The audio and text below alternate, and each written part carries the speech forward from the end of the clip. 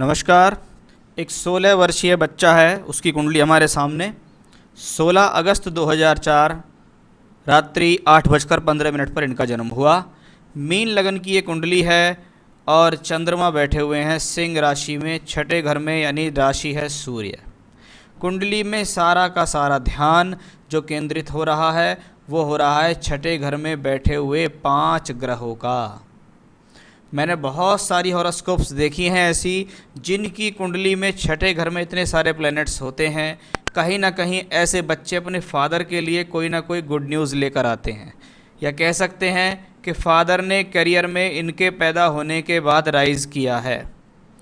मैंने बहुत हॉरोस्कोप्स में ये मोटा सूत्र लगा कर देखा और वो बहुत हद तक मैं समझता हूँ 90% तक वो करेक्ट उतरा है। चलिए शुरुआत लग्न से हमेशा करते हैं हम। तो लगन का मालिक बृहस्पति कुंडली के छठे घर में बैठा है। लगन के ऊपर शनि का प्रभाव है। ये मीन लगन है, ये जल तत्व राशि का लगन है। थोड़ा सा ऐसे बच्चे स्वभाव में चंचल रहते हैं, मैच्योरिटी थोड़ी देरी से आती है, थोड़ी छोटी सी बातों का बुरा मानने वाले होते हैं, छिटी किसी भी बात को दिल पर ले जाते हैं। ऐसे ऐसे बच्चों का स्वभाव देखा जाता है। लगन के ऊपर शनि का प्रभाव। शनि 12वें और 11वें घर के मालिक होकर चौथे घर में बैठे हैं। इसका मतलब है एकादशेष का चौथे घर में जाना, व्यक्ति को कोई ना कोई प्रॉपर्टी से संबंधित लाभ मिलेगा, या ये कह सकते हैं व्यक्ति को जीवन में प्रॉपर्टी की प्राप्ति होगी। लेकिन द्वादशेष भी है, इसका मतलब व्यक्ति अपने जहाँ पर पैदा हुआ है उस नेटल प्लेस से छोड़कर किसी अन्य स्थान पर मकान अवश्य बनाएगा। शुक्र उसके साथ में है, शुक्र अष्टमेश है, तो पैतृक संपत्ति को प्राप्ति का एक और योग यहाँ बनता दिखाई दे रहा है।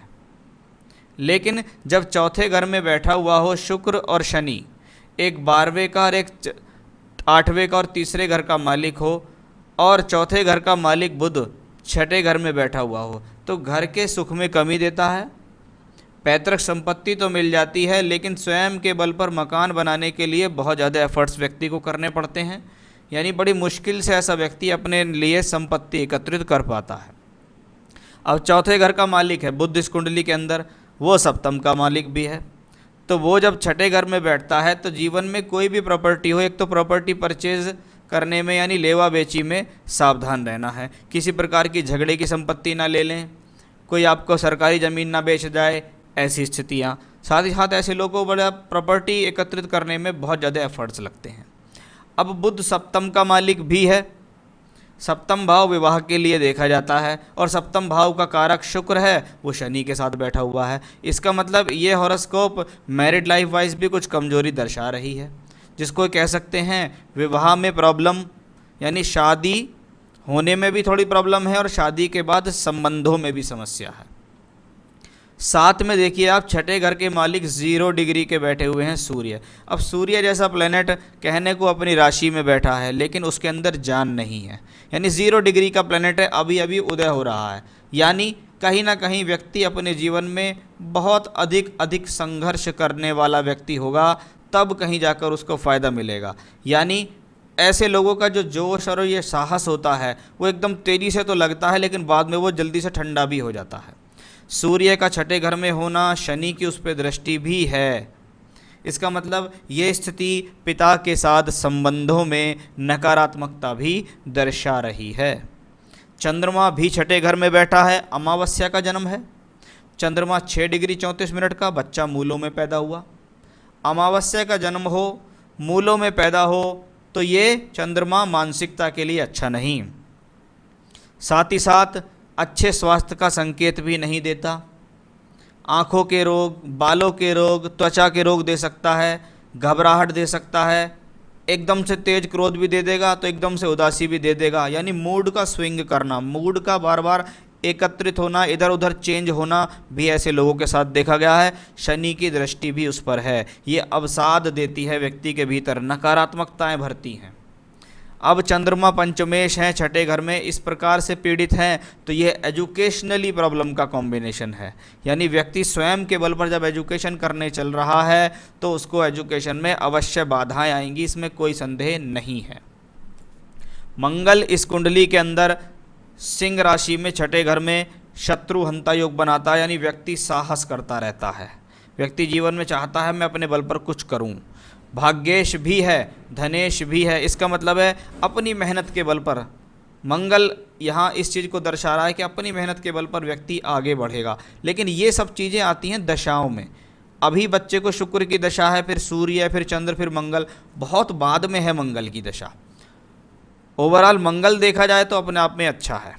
चलिए बात करते हैं अब बुध के बारे में। बात कर ही चुके, ये साझेदारी, पत्नी से संबंध और विवाहिक स्थिति के लिए ठीक नहीं। बृहस्पति छठे घर में बैठा है। बृहस्पति 9 यानी 10th भाव लगन का मालिक होकर छठे घर में। ऐसे व्यक्ति नौकरी के क्षेत्र में सफलता प्राप्त करते हैं। एक बात तो ये, जीवन में पैसे से संबंधित यानी फाइनेंस से रिलेटेड काम कर लेंगे तो फ़ायदा हो जाएगा।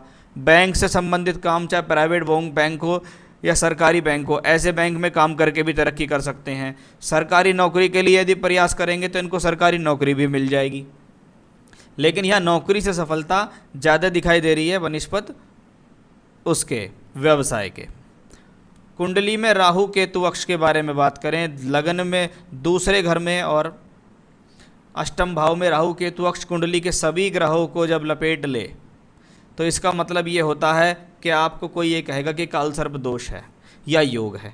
देखिए, इसको थोड़ी देर के लिए अवॉइड करो, ये योग है या दोष है जो भी है, क्योंकि ये शास्त्र लिखित नहीं है। लेकिन ऐसे बच्चों को मान लो उज्जैन आप ले गए, उज्जैन में जाके आपने कहा पंडित से कि कालसर्प का निदान कर दो, उन्होंने पूजा कर दी, तो उससे उन बच्चों को लाभ तो मिलता है। यानी आप राहु केतु की पूजा वहाँ जाके करा सकते हैं। कुंडली के अंदर मानसिकता की प्रॉब्लम दिखाई दे रही है, मन की प्रॉब्लम दिखाई दे रही है, नकारात्मकता दिखाई दे रही है, शुरुआती तौर पर हेल्थ की प्रॉब्लम दिखाई दे रही है, मैच्योरिटी लेवल थोड़ा सा डाउन है, धीरे धीरे करके मैच्योरिटी आएगी, थोड़ा मूडी किस्म का बच्चा ये रहने वाला है। तो ये तो थी कुंडली के ग्रहों की स्थितियाँ कि भाई ये प्लैनेट्स आपको क्या दे रहे हैं। भले ही छठे घर में इतने सारे ग्रह हैं, लेकिन सूर्य कमज़ोर है, चंद्रमा अमावस्या की वजह से कमज़ोर हो गया, बुध भी पीड़ित हो गया। वहाँ पर अच्छा कौन हुआ? वहाँ पर मंगल और बृहस्पति अच्छे हुए। नवांश कुंडली को देखिए आप, द्वादश भाव में मंगल, राहु और बुध हैं। मंगल नीच के होकर राहु के साथ हैं, जो फिर से एक मैरिड लाइफ वाइज एक चिंता का विषय दर्शा रहे हैं।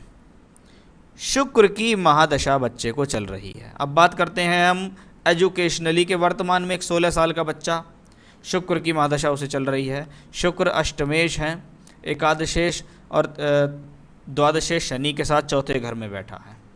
बुध की राशि में है और बुध छठे घर में है, चंद्रमा भी छठे घर में है।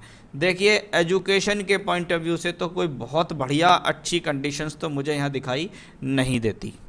अभी क्या होगा, जनवरी 2021 तक गुरु में शुक्र में बृहस्पति चल रही है।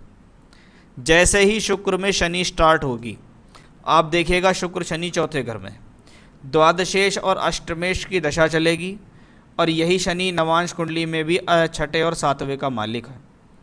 शिक्षा से तो संबंध बनता है इसका, लेकिन ये एक अच्छी और बढ़िया शिक्षा के संकेत नहीं देता।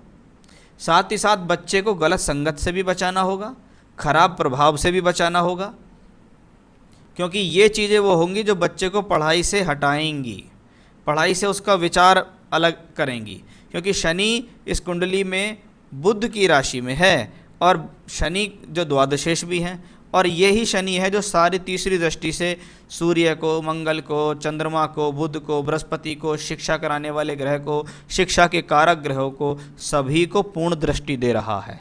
इसलिए अभी जो शुक्र में शनि जनवरी 21 से मार्च 24 के बीच का समय आएगा, ये एक चिंताजनक विषय होगा। उसके बाद देखिए तुरंत शुक्र में बुध आ रही है। बुध मार्च 24 से जनवरी 27 तक चलेगी। बुध भी छठे घर में बैठा है, वक्री भी है, फिर वही स्थिति में है। तो आगामी समय की शिक्षा की अगर मैं बात करूं तो एक शिक्षा का योग इसमें एक तो बहुत अच्छा स्तर नहीं दिखता, शिक्षा चिंताजनक दिखाई देती है, शिक्षा में कोई बहुत बड़ा अचीवमेंट नहीं दिखाई देता। अभी कम से कम 4 से 5 वर्ष ये हॉरोस्कोप स्ट्रगल करने वाली हॉरोस्कोप है। यानी जैसा आप चाह रहे हैं वो परिणाम इस बच्चे को नहीं प्राप्त होंगे। जिस दिन इनके जीवन में सूर्य की दशा आएगी, जैसे 2028 में आएगी वो, तो तब से ही इस करियर में, इसकी कुंडली में कुछ करियर से संबंधित अच्छी स्थिति मुझे यहाँ देखने को मिल रही है। तब तक एक नॉर्मल एजुकेशन, औसत एजुकेशन वाली ये हॉरोस्कोप है। कोई बहुत बड़ा अचीवमेंट या कोई बहुत बड़ी प्राप्ति मुझे यहाँ दिखाई नहीं दे रही। सूर्य की दशा मार्च 28 से आएगी। 28 का मतलब है जब इनकी उम्र होगी लगभग 24 साल। तो 23-24 वर्ष तक तो स्थितियां करेंगी, औसत पढ़ाई, औसत रूप पे कोई क्वालिफिकेशन में एडमिशन ले लिया, उसको पूरा कर लिया। लेकिन जब जीवन में 24 से 30 का समय आएगा, वो समय होगा लाइफ चेंजिंग पीरियड। एकदम व्यक्ति के दिमाग में कुछ आएगा कि नहीं मुझे तो जीवन में कुछ करना है। उस दौरान ये किसी भी कंपटीशन की तैयारी कर सकता है, सरकारी नौकरी की तैयारी कर सकता है, तभी इनको कोई राइज मिलेगा और बहुत अच्छी तरक्की भी प्राप्त होगी। तो आपने एजुकेशन रिलेटेड पूछा, वो बताया, करियर रिलेटेड पूछा, बताया, सरकारी नौकरी के बारे में बताया, मैरिज लाइफ के बारे में भी मैंने आपको इनकी बताया कि भी कैसी रहने वाली है और क्या कंडीशंस इनकी शो होती हैं। क्योंकि सूर्य में शनि, क्योंकि मैरिज भी इस कुंडली के अंदर थोड़ा डिले दिखाई देती है, तो मैं समझता हूँ 2030-31 में जाके शादी का योग इस कुंडली में बनता दिखाई दे रहा है। शादी जिससे भी करें कुंडली मिलान करके करें। भले ही कुंडली के छठे घर में प्लेसमेंट प्लैनेटों की हुई, लेकिन यहाँ ग्रहों की स्थितियाँ उतनी बढ़िया हुई नहीं जितनी बढ़िया रिजल्ट उनको देने चाहिए थे। चलिए कोई बात नहीं है, शुरुआती जीवन संघर्षरत है, जो मैंने आपको बता दिया है। कुछ उपाय अगर बच्चा करता है तो अच्छा रहेगा। देखिए बच्चे को कुछ उपाय की आदत डालनी होगी आपको। जैसे उसको कहो कि बेटा सुबह को उठो, नहाओ धो, सूर्य देव को जल दे दो, एक बात। दूसरा, सोमवार या रोजाना शिवलिंग पर जल चढ़ा सकते हैं तो शिवलिंग पर जल चढ़ाए, क्योंकि बच्चा अब 16 साल का हो गया तो इतना समझदार तो बच्चा हो जाता है। तो सूर्य देव को जल देना, शिवलिंग पर रोजाना जल चढ़ाना मंदिर जाके। और आप ये भी कर सकते हैं इनके लिए कि भी ये बच्चा हनुमान चालीसा का पाठ कर ले।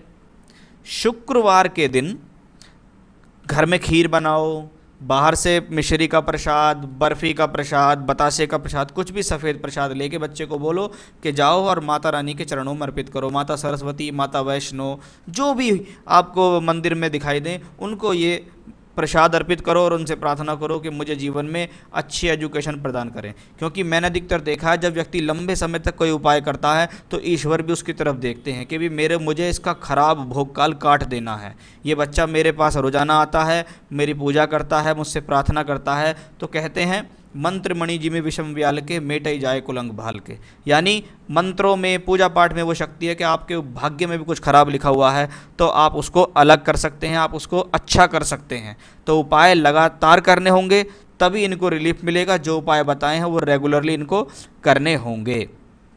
तो ये था आपके हॉरोस्कोप का एक एनालिसिस।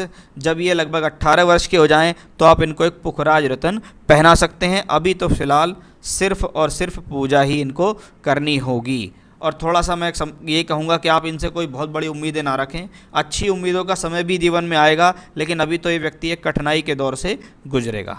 तो ये था आपके हॉरोस्कोप का एनालिसिस। नमस्कार।